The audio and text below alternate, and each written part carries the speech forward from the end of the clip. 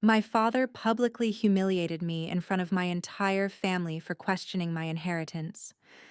I said nothing. The next morning, his lawyer arrived with documents that shattered everything he believed he controlled. My father corrected me in front of the entire family for asking a question. It was Thanksgiving night, and the dining room on Battery Street looked exactly the way it always did: polished, orderly, confident in its own permanence. Candles burned low in silver holders. A long table stretched beneath a chandelier that hummed faintly, as if even the light had learned to stay quiet. I was 31 years old. My name is Eliza Moreau, and I was seated near the far end of the table, close enough to the children's chairs that no one had to lean forward to forget I was there. Dinner had unfolded according to a script written long before I arrived. My father spoke from the head of the table, his voice even and assured, the same voice that once closed arguments in courtrooms full of strangers. My brother laughed at the right moments, nodding along like a junior partner already rehearsing inheritance. My mother moved between dishes with careful efficiency, eyes lowered, hands steady. My grandmother Marguerite should have been there. She had died in September, quietly, in a hospital room that smelled faintly of antiseptic and lavender soap. She was the only person in that house who had ever asked me what I thought before telling me what to do. Dessert plates were cleared. Port wine appeared. Conversation loosened just enough to feel safe. That's when I spoke. "I was wondering," I said, keeping my voice neutral, almost apologetic, "what Grandma left me in her will." The table didn't go silent all at once. It paused. A half-second too long. Enough for everyone to notice. Enough for my mother's hand to tighten around her napkin. Enough for my brother to glance at his glass instead of at me. My father didn't answer immediately. He folded his napkin, set it down, then stood, drawing the room's attention without asking for it. "Eliza," he said, smiling gently, the way men do when they believe patience equals kindness. "That's not appropriate dinner conversation." "I didn't mean to," I began. "You rarely do," he replied, still smiling. "But you managed to make things uncomfortable anyway." A few polite chuckles surfaced. Not cruel, just enough. "I asked a simple question," I said. My heart was beating faster now, but my voice stayed level. He turned fully toward me then. "Clearly," he said, "you've forgotten how this family works." Something inside me went cold. "Until you learn some restraint," he continued, "you'll stay in your old room tonight and apologize in the morning. We're not indulging this behavior." Indulging. As if grief were a habit. As if curiosity were defiance. For a moment, I genuinely thought I'd misheard him. Then the laughter came. Soft, uneasy, acceptable. I felt heat rise from my chest to my face, the way it always did when I realized no one was going to intervene. I searched the table instinctively. My mother, my aunt, anyone. My mother stared at the tablecloth. My brother didn't look up. That was the moment something clicked into place. This wasn't about manners. It wasn't about timing. It wasn't even about money. It was about reminding everyone, including me, where I ranked. My father lifted his hand and pointed toward the staircase, his watch catching the light. "Go," he said. The word echoed louder than it should have. I stood slowly. "All right," I said. I didn't say it with anger. I didn't say it with tears. I said it the way you say something when you've stopped arguing with gravity. Upstairs, my childhood bedroom smelled the same as it always had. Dust, old wood, the faint trace of cedar from a closet no one used anymore. The narrow bed sat beneath a window that looked out over the street. The same street where neighbors waved at my family as if we were a postcard. I closed the door and sat on the edge of the bed. Downstairs, laughter resumed. Silverware clinked. Someone poured another drink. Life continued without me. I stared at the wall and thought about my grandmother. About the way she used to lean close and say, "Watch carefully. People tell you who they are when they think you're not important." I had watched my whole life. And that night, alone in the room I'd grown up in, I realized something else. They didn't expect me to leave. They didn't expect me to question. They didn't expect me to remember. They expected me to stay quiet. I lay back on the bed and stared at the ceiling fan as it wobbled slowly, listening to the sound I'd memorized years ago. Downstairs, my father believed he'd ended the conversation. He had no idea he'd just started something else entirely.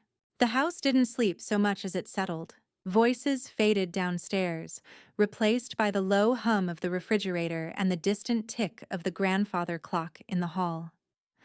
I lay on the narrow bed staring at the ceiling fan, counting the uneven rhythm of its wobble the way I used to when I was a teenager, back when silence still felt temporary. It didn't anymore. When I was a child, I learned early that being easy was safer than being honest. Easy children don't interrupt. They don't ask why. They don't need explanations. Easy children become adults who apologize for taking up space. My father used to call that maturity. "You're not like your brother," he'd say, not unkindly. "You're quieter, more adaptable." What he meant was, "You don't challenge me." Caleb did. Loudly, confidently. He argued. He demanded. He occupied rooms as if they were built for him. When he failed, it was framed as ambition. When I hesitated, it was framed as weakness. At some point, the family stopped noticing the difference. Lying there in the dark, I replayed the dinner again. Not his words, but the pauses around them, the half smiles, the way no one reached for me, the way my mother's silence felt heavier than his authority. That hurt more than anything else, because she had been there, for every comparison, every subtle dismissal, every time I was introduced as the creative one, the way people say, "Bless her heart." She had watched me shrink. I sat up and turned on the lamp beside the bed. Its warm light filled the room, illuminating the same faded wallpaper, the same narrow dresser, the same drawer that used to hide notes I never sent and journals I never shared. I opened it out of habit. That's when I saw the envelope. It lay flat against the wood, deliberate, unmistakable. Cream-colored paper, thick, heavy. My name written in blue ink, neat but slightly unsteady. I didn't touch it at first. I just stared. My grandmother's handwriting had always looked like that. Careful, intentional, as if she knew every word mattered. I picked it up with both hands. The weight of it felt wrong for something so small. Sitting back on the bed, I broke the seal slowly. Inside were two things: a folded letter and a photocopied document, edges uneven, as if torn carefully from a larger whole. I unfolded the letter first. "Eliza, if you're reading this, then I'm gone, and your father is already doing what I expected him to do." My breath caught. I wish I could have changed him. I couldn't, but I could plan. I read the lines twice, then again, my chest tightening with each word.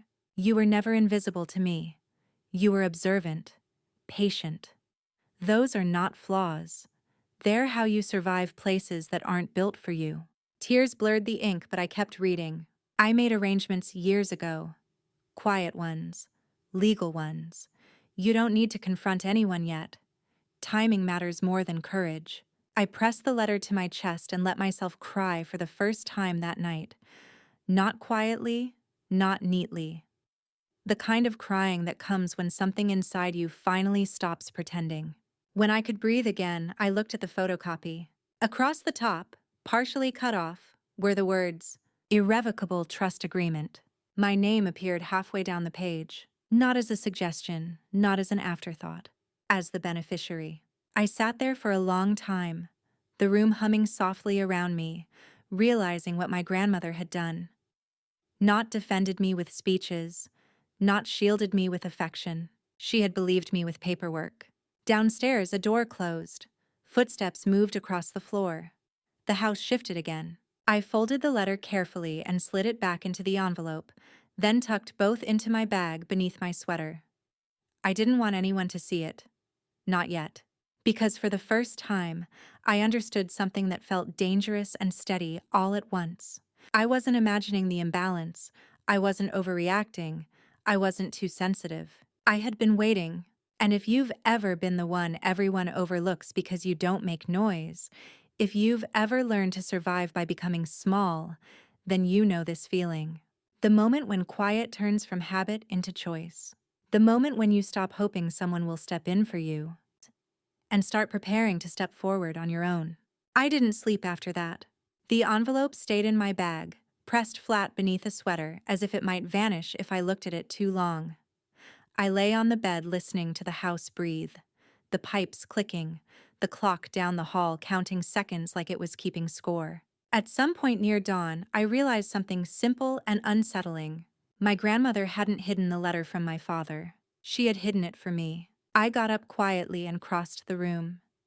The floorboard near the door still creaked in the same place it had when I was 12. I stepped over it out of instinct. That was where I used to stand, heart racing, listening to arguments downstairs that never quite included me but always shaped me anyway. I sat back on the bed and opened the envelope again. This time, I read it slowly, not as comfort, as instruction. Timing matters more than courage. I thought about that sentence a long time. Courage was easy to imagine. Courage was loud. Courage was confrontation, slammed doors, dramatic exits. Courage was what my brother had always been praised for. Timing was different.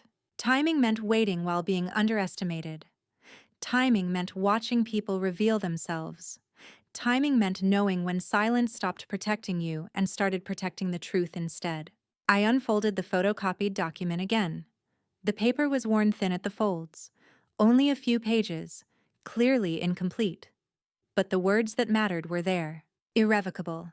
Beneficiary, Eliza Moreau. Not conditional, not provisional, not subject to approval. My grandmother had anticipated this exact dinner, this exact reaction, the exact assumption that I would fold. I laughed softly, the sound strange in the quiet room. Downstairs, the house began to wake. A cabinet closed. Someone cleared their throat. The smell of coffee drifted faintly upward. I slipped the papers back into my bag and went to the bathroom to splash water on my face. In the mirror, my eyes looked tired, but different. Sharper somehow, as if I had finally been given context for a lifetime of confusion. At breakfast, no one mentioned the night before. My father read the paper. My brother checked his phone. My mother set a plate in front of me without meeting my eyes. Normal. That somehow hurt more than the humiliation. Afterward, I went back upstairs and sat on the edge of the bed with my laptop open, my fingers hovering over the keyboard. I knew what I should do. I also knew why I was hesitating. What if my grandmother had been wrong? What if the trust didn't hold? What if calling the lawyer shattered the one solid thing she'd left me? I closed the laptop. Instead, I opened my email. That's when I saw it. A message from my brother, Caleb. Or rather, not to me. It had been forwarded by mistake, buried between newsletters and spam. The subject line stark and unmistakable. Trust Amendment Draft, Petition. My stomach dropped. I didn't open it yet. I just stared at the screen, my grandmother's words echoing in my head. Watch carefully. I thought about the girl I used to be, the one who hid in this room because it was easier than asking to be heard. The one who learned early that peace often came at the cost of truth. I took a breath, then another. And before I click the email, I want to say this, quietly, honestly. If you've ever been the one who stayed calm while everyone else took control, if you've ever been told your silence meant agreement, stay with me, because this is the moment where silence stops being safety and starts becoming evidence. I opened the email with the care of someone diffusing a wire. The subject line alone told me everything I needed to know. Trust Amendment Draft. Petition. Inside was a chain, 7 messages, back and forth over the span of 2 weeks. My brother's name at the top, my father's beneath it. Clean formatting, professional language, no hesitation. They weren't arguing, they were planning. I scrolled slowly, my eyes moving faster than my breath. Caleb had drafted the petition, not a suggestion, an actual filing. The language was clinical, precise, stripped of anything that might resemble emotion. According to the document, the named beneficiary demonstrated a pattern of financial instability, lacked fiduciary capacity, and could not be reliably located to obtain consent. Could not be located. I was sleeping in my childhood bedroom. My fingers went cold as I read the justification. Student loan debt, a non-linear career path, a lack of significant assets. All true, all framed like evidence. But it wasn't the legal language that hurt the most. It was the casual message at the bottom of the thread, sent by my brother to my father after the draft was complete. She won't fight it. She never does. That's the beauty of it. I closed the laptop, not because I was overwhelmed, because I understood. They had mistaken my patience for permission. I sat there for a long time, staring at the wall where a poster used to hang, the outline of tape still faintly visible. I thought about every moment I'd chosen quiet over conflict, every time I'd told myself it wasn't worth it. This was the bill. I reopened the laptop. This time, I acted. I took screenshots of the entire thread, every header, every timestamp, every sender address.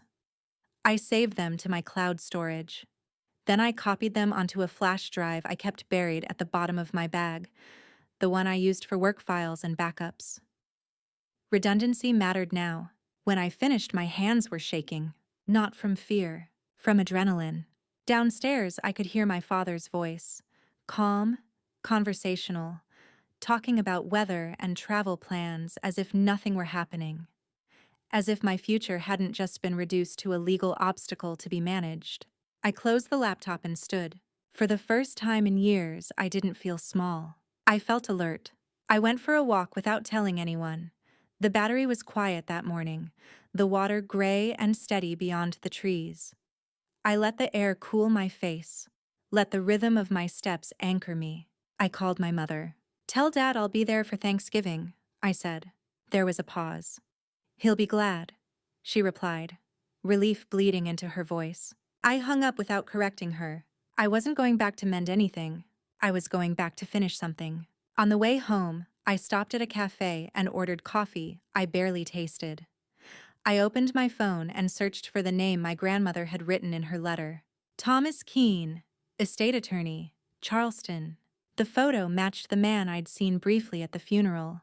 Silver hair, wire-rim glasses, a face that looked like it had learned the value of restraint the hard way. I hovered over the call button. Then I remembered the letter again.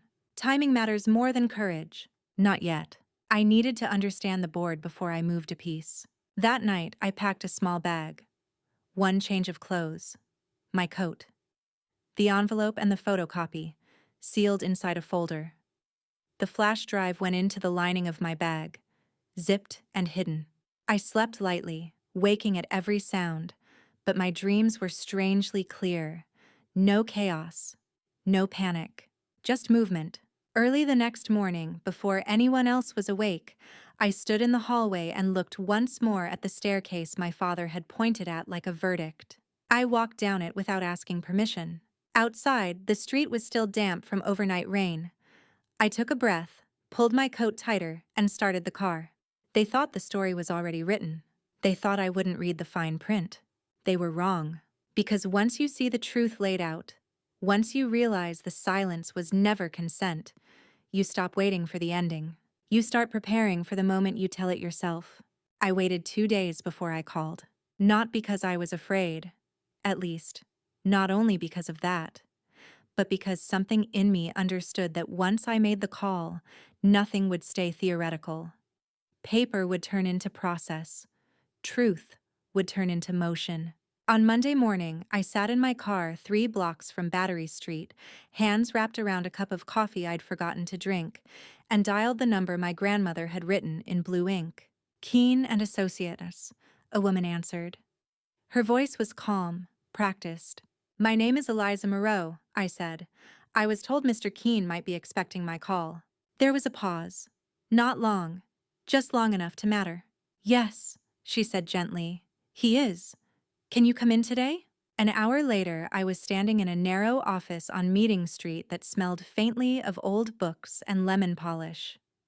The furniture was worn but deliberate, chosen to last rather than impress. Nothing about the space tried to dominate you. Thomas Keene rose when I entered. Up close, he looked older than I'd remembered from the funeral. Thinner, more tired. But his eyes were sharp in a way that felt earned, not aggressive. "I'm sorry about your grandmother," he said as we shook hands.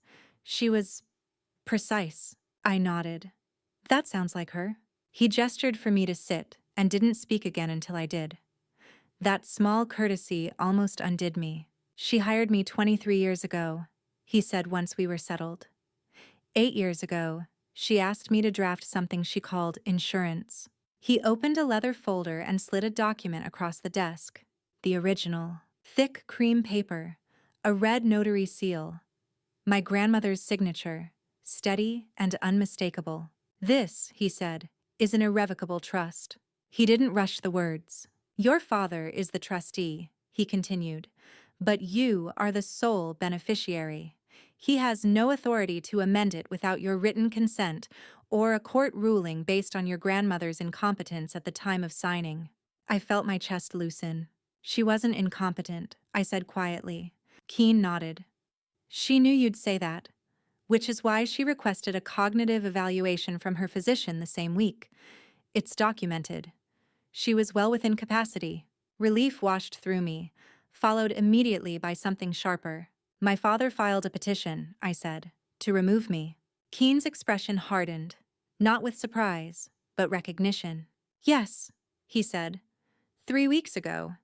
He claimed he couldn't locate you?" I let out a breath that was almost a laugh. "I was in his house." "I know," Keen said, "and I suspect the court will too." I handed him the flash drive. He read the emails in silence, his jaw tightening almost imperceptibly. "This is a breach of fiduciary duty," he said finally, "and your brother's involvement complicates things considerably." I hesitated. "There's more, isn't there?" Keen reached for another file. "There is," he said. "Your grandmother also placed a property into the trust." He slid a deed toward me. "Kiowa Island," he said. "A small coastal house she purchased before your grandfather. It transfers to you upon her death." My vision blurred. The house, the porch, the summers where I'd felt like myself. "She never mentioned it," I whispered. "She didn't need to," Keen replied. "She planned." I sat there, overwhelmed by the scope of it. Not the money, not the property, but the certainty, the faith. "She knew this would happen," I said. "She knew who your father was," Keen said gently, "and she knew who you were." He closed the folder. "The question," he said, "is how you want to proceed." I thought of the dinner table, the laughter, the finger pointing toward the stairs. "Thanksgiving," I said. Keen studied me for a moment, then nodded once. "Then we prepare." As I left his office, the city felt sharper, brighter, like someone had adjusted the contrast. I didn't feel triumphant. I felt ready. Because for the first time in my life, I wasn't reacting to someone else's authority. I was acting on my own. I left before dawn. Not dramatically. Not angrily. I packed while the house slept, moving slowly so the floorboards wouldn't announce me. One small bag. My coat. The folder with the copies. Never the originals. Thomas Keen had been clear about that. "Let them underestimate you," he'd said. "Just don't give them access." At 4:18 a.m., I slipped down the stairs in my socks, pausing halfway to listen. The house was quiet in the particular way it gets when everyone believes the day ahead is already theirs. I stepped outside and closed the door softly behind me. The street was empty, slick with night rain. Magnolia trees stood like sentries along Battery Street, leaves dark and motionless. I put my bag in the trunk, sat behind the wheel, and didn't start the car right away. I looked back at the house. For years, I'd left that place carrying guilt, as if my absence were proof of disloyalty. That morning, leaving felt precise, intentional, like a chess move you don't explain. I drove to a 24-hour diner near the bridge and ordered coffee I didn't drink. I watched the sky lighten through the window, thinking about how often I'd been told patience was my best quality. They never realized patience could sharpen. At 7:36 a.m., my phone buzzed. "Caleb, where are you?" "Caleb, Dad's looking for you." I didn't reply. Inside the house, the morning unfolded exactly as they expected. at first. Thomas told me later how it went, pieced together from overheard conversations and a cousin who texted me updates in fragments. My father came downstairs dressed for authority, pressed shirt, calm voice, the posture of a man about to deliver news, not receive it. "Wake Eliza," he said, as if I were still 12. "She has an apology to make." No one moved. He went upstairs himself, knocked once, then again, then opened the door. The room was empty, the bed made, the closet bare, the nightstand drawer open and clean, like punctuation. My father stood there longer than he meant to. By the time he came back down, his certainty had thinned. He told the room I'd run off, that I'd chosen drama, that this settled things. Caleb smiled. Just a little. They decided to move the announcement up. 10 o'clock. I was already halfway across town by then, parked outside a cafe with my laptop open. I sent one email, formal, brief, to the trust management division at the bank. Subject: confirmation of beneficiary status. Body: please confirm my status as sole beneficiary of the Marguerite Moreau Irrevocable Trust. I attached nothing. I let them answer in their own words. At 9:42 a.m., the reply arrived. "This confirms you are the sole named beneficiary. No distributions have been made. A petition to amend was filed but has not been approved." I saved it, backed it up, printed a copy at a copy shop 2 blocks away. At 11:10, Thomas called. "He threw me out," he said, sounding more amused than offended. "Threatened to call the police." "I know," I said. "He would." "I'll be back at 2, Thomas continued. He scheduled a formal reading. "I intend to attend." "I'll go in first," I said. "You follow." A pause. "Once you do this," he said, "there's no undoing it." "I've been undoing myself for years," I replied. "I'm finished with that." At 1:45 p.m., I parked one street over from Battery and checked the folder one last time. Copies, bank confirmation, email screenshots, my grandmother's letter. Everything in order. I walked the rest of the way. Inside the house, chairs had been arranged in rows facing the fireplace, like pews. 30 people sat waiting. My father stood at the front, a single sheet of paper in his hand. He was already speaking when I stepped into the room. "The trust will be consolidated under my management," he said. "The educational funds will be stewarded by Caleb." I didn't interrupt. I waited until he reached the part where he smiled and said my name. $5,000, he announced, a gesture of goodwill. That's when I moved. I crossed the room calmly and set the folder on the table beside the fireplace. The sound it made was small, but it landed. Behind me, the front door opened. Thomas Keene walked in. And for the first time since I was a child standing on that staircase, the story stopped belonging to him. Because while they'd been rehearsing an ending, I'd been preparing evidence. The room didn't react all at once. First came the pause, the collective intake of breath when something unexpected interrupts a script everyone thought they knew. Then the shifting. Chairs creaked. Someone cleared their throat. A glass stopped mid-air. Thomas Keene didn't hurry. He closed the door behind him with a quiet click and crossed the living room as if he'd done this before, which, of course, he had. He set his briefcase on the table beside the fireplace, directly in front of my father's carefully arranged papers. My father turned, irritation already hardening his features. "You're not invited," he said. "This is a family matter." Thomas didn't raise his voice. He didn't need to. "I'm here on behalf of the beneficiary," he replied. "And you scheduled this reading yourself." A murmur rippled through the room. My father straightened, the way men do when they believe posture can substitute for authority. "Eliza has no standing," he said. "She left." That tells you everything. Thomas opened the briefcase. He removed the original trust document and held it up. Not theatrically, simply high enough for the notary seal to catch the light. "This is the irrevocable trust executed by Marguerite Moreau," he said evenly. 8 years ago, I was present, along with 2 independent witnesses. Silence settled. He continued. "The sole beneficiary is Eliza Moreau." My father's mouth opened, closed, opened again. That's not, he began. Thomas turned a page. Trust corpus, $640,000, held by Regions Bank. No amendments permitted without the beneficiary's written consent. Someone gasped. And the property on Kiowa Island, Thomas added, transfers to the beneficiary upon the settler's death. A voice whispered, The house? Thomas nodded once. Included. My father laughed. Too quickly. My mother was confused, he said. Everyone knows that. Thomas reached back into the briefcase and removed a physician's letter. She requested a cognitive evaluation the week she signed, he said. She passed with distinction. My father's certainty wavered. And finally, Thomas said, placing a stack of papers on the table, there is the matter of the petition you filed 3 weeks ago. He held up the emails. The room leaned forward. These messages, Thomas said, were sent between you and your son, Caleb Moreau.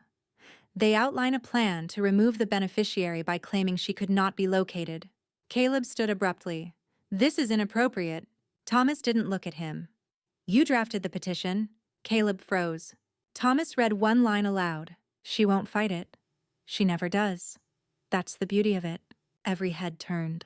Caleb's face drained of color. His eyes flicked, instinctively, to my father. The silence shifted, thickened. My Aunt Vera rose from her chair.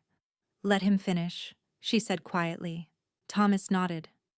As trustee, you were obligated to notify the beneficiary. You did not. You misrepresented her whereabouts to the court. That is a breach of fiduciary duty. My father's voice cracked. Get out, he said. This is my house. Thomas met his gaze. This house was purchased by Marguerite Moreau before her marriage. It is part of the trust. Legally speaking, he paused. This isn't. Something broke then. Not loudly, not cleanly, but unmistakably. People shifted away from my father. Not dramatically. Just enough. A chair angled. A body leaned toward me instead. Vera came to stand beside me. Then my cousin Noah. No speeches, no applause. Just alignment. My father turned to me, lowering his voice. Eliza, he said softly, like he was offering peace. You've made your point. I met his eyes. I didn't make a point, I said. Grandma did. He looked around the room for support and found none. My mother stood up. You owe her an apology, she said. Her hands shook, but her voice didn't. My father stared at her as if she'd betrayed a language he believed only he spoke. He said nothing. He turned and walked into his study, closing the door behind him. The sound echoed anyway. For a long moment, no one moved. Then Thomas leaned toward me. I'll file the petition to remove him as trustee Monday morning, he said quietly. The process will take time. The outcome won't. I nodded. People approached in ones and twos. A touch on the arm. A murmured apology. Some left early, uncomfortable with what they'd witnessed. Others stayed, recalibrating. Caleb slipped out without looking at me. When the room finally emptied, the clock on the mantel read 2:47 p.m. 47 minutes. That's how long it took for 30 years of silence to answer itself. And if you're still here, if you felt that shift when the room turned, then you understand something important. There's a moment when people stop watching power and start choosing where they stand. The house didn't empty all at once. People drifted out in small groups, voices low, movements careful, as if the walls themselves might be listening. Coats were picked up. Keys clinked. Conversations dissolved mid-sentence and never resumed. I stayed where I was, near the fireplace, my hands resting on the edge of the table as if I needed the solid wood to remind me that what had just happened was real. The study door remained closed. No shouting, no slammed doors, just absence. That was new. My mother lingered.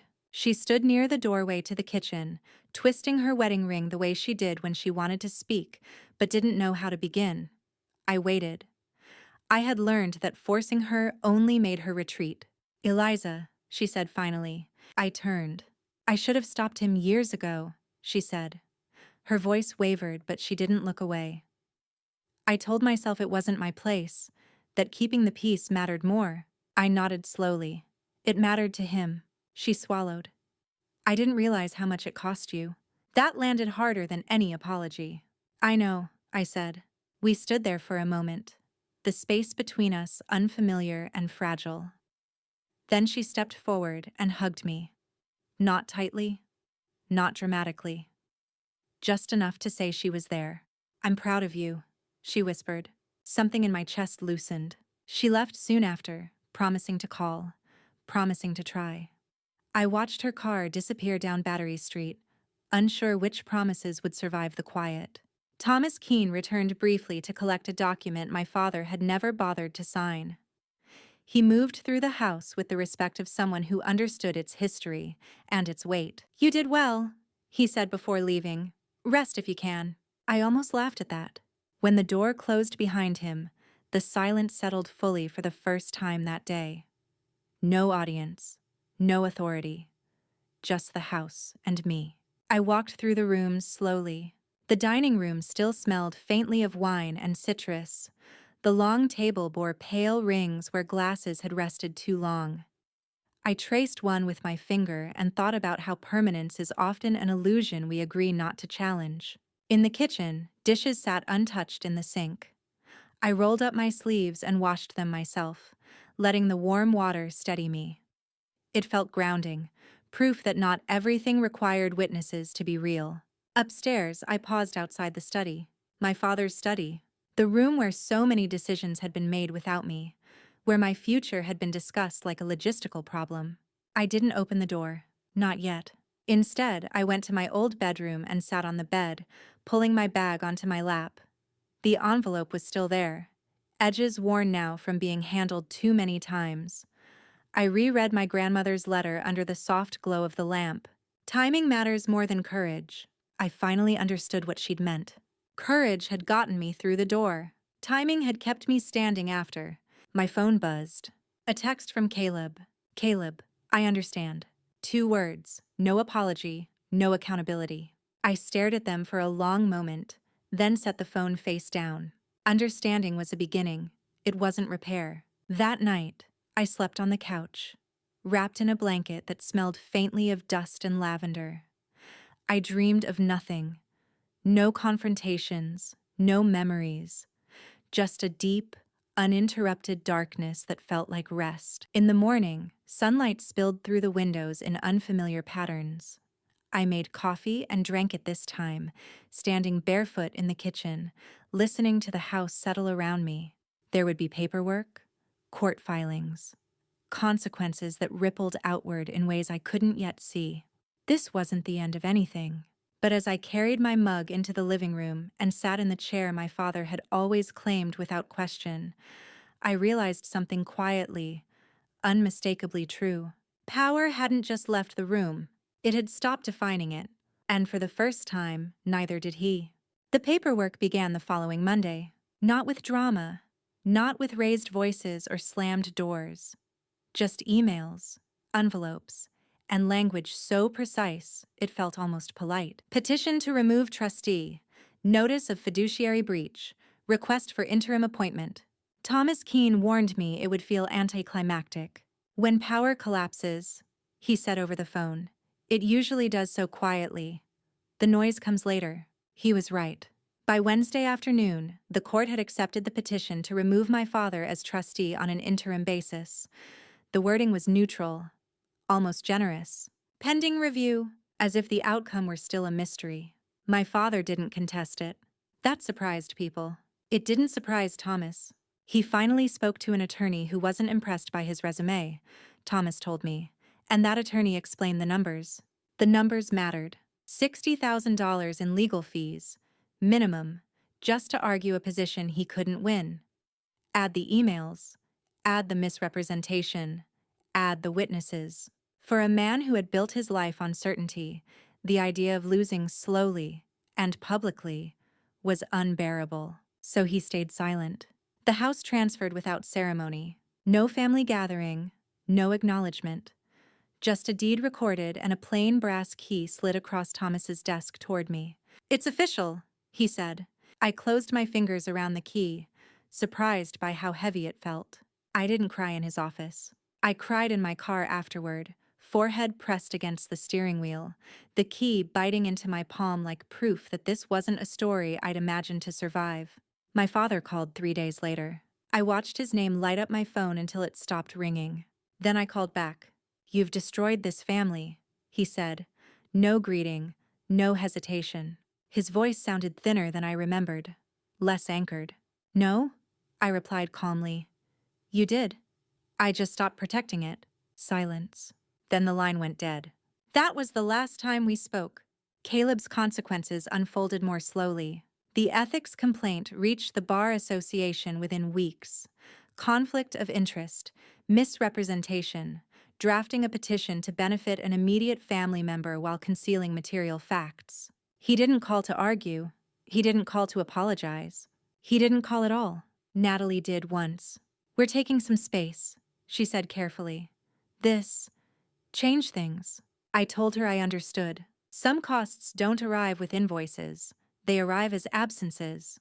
By early spring, the trust funds transferred into an account in my name. I paid off my student loans in one sitting, watching the balance disappear from a screen that had haunted me for a decade. Zero. I stared at it longer than I needed to. I didn't buy anything extravagant. No car, no trip, no declaration of victory. Instead, I leased a modest studio space not far from the house. Tall windows, scuffed floors, white walls waiting to be marked. I brought in my drafting table, boxes of soil samples, rolled plans, and notebooks. I carried my father's law books out of the study myself. Not angrily, not ceremonially. I replaced them with plant guides, seed catalogs, reference maps. The room felt lighter immediately. On Sundays, my Aunt Vera called at 9 sharp. "Just checking in," she'd say. We talked about everything except my father. Noah came by on weekends to help me clear the garden. Years of neglect had compacted the soil. The work was slow and physical and deeply satisfying. "You okay?" he asked once, leaning on a shovel. I thought about it. "Yes," I said. Not healed, but honest. My mother visited in April. The first time she entered the house alone. We didn't talk much. We planted along the front walk, kneeling side by side, dirt under our nails. "I'm trying," she said quietly. "I can see that," I replied. It was enough for now. By May, the narrative shifted the way it always does. According to my father, my grandmother had been manipulated. According to some relatives, I'd overreacted. According to others, it was all very unfortunate. I stopped correcting them. Truth doesn't need consensus to remain true. One evening, as I locked the studio and walked home, I realized something that surprised me. The cost of speaking hadn't been the loss of money or even family. It was the loss of the version of myself who believed staying small would keep the peace. That version was gone. And as I walked back toward Battery Street, the house waiting for me with its lights low and steady, the silence no longer felt like punishment. It felt like space. Space to build something that didn't require permission. Space to finally live inside my own voice. Spring arrived without asking permission. The first signs were small. Green breaking through soil that had gone hard from years of neglect, light staying a few minutes longer each evening, the house on Battery Street learning how to breathe without my father's voice filling every room. I learned its rhythms instead. Morning light slid across the kitchen floor in a narrow band. The old floorboard near the hallway still creaked, but now it sounded like a reminder instead of a warning. I stopped flinching when I heard it.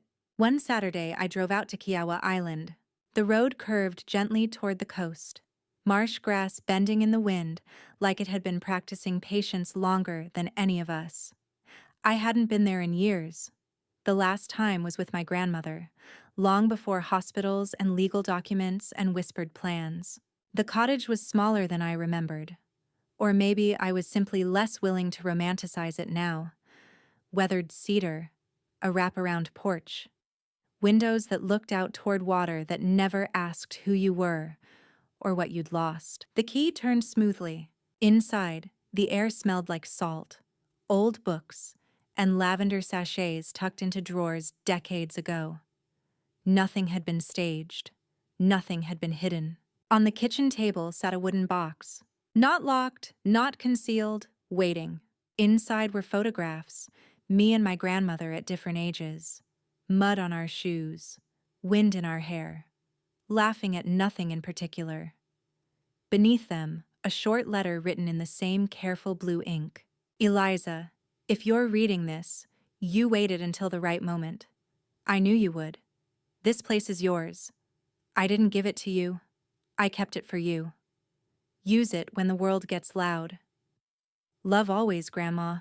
I sat on the porch and let myself cry.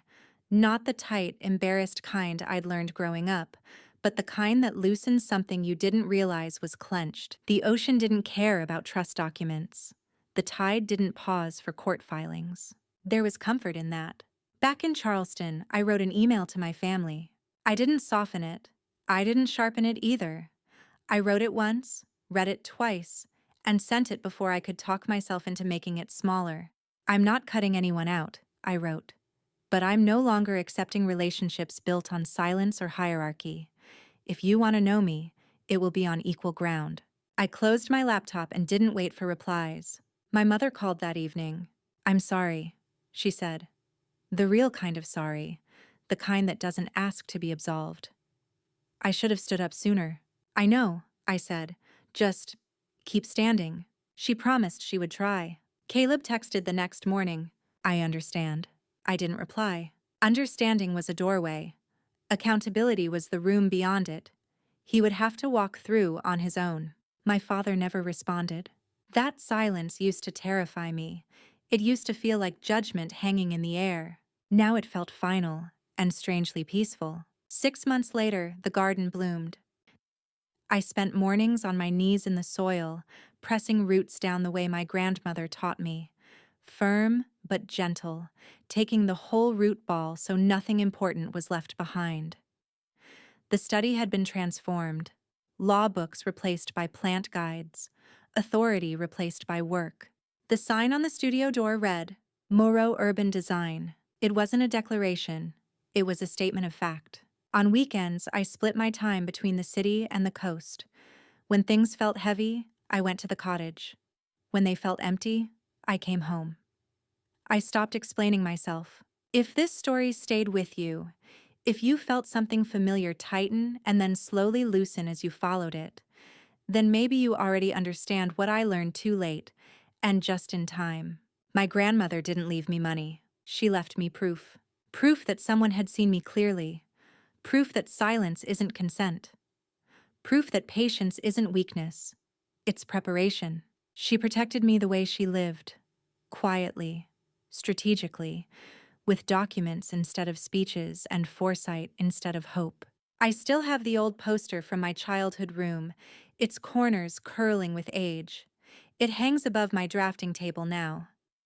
Every morning, I see it and think of the girl who believed survival meant shrinking. She was wrong. She didn't need permission. She needed timing. And if you're still here, if you're carrying your own unopened envelope, your own version of waiting, don't walk away from that feeling too quickly. Some stories don't ask to be consumed. They ask to be recognized. That night, I locked the door, set my keys on the table, and stood in the quiet of a house that finally felt like mine. For the first time in my life, nothing inside me was waiting to be corrected. I was already enough.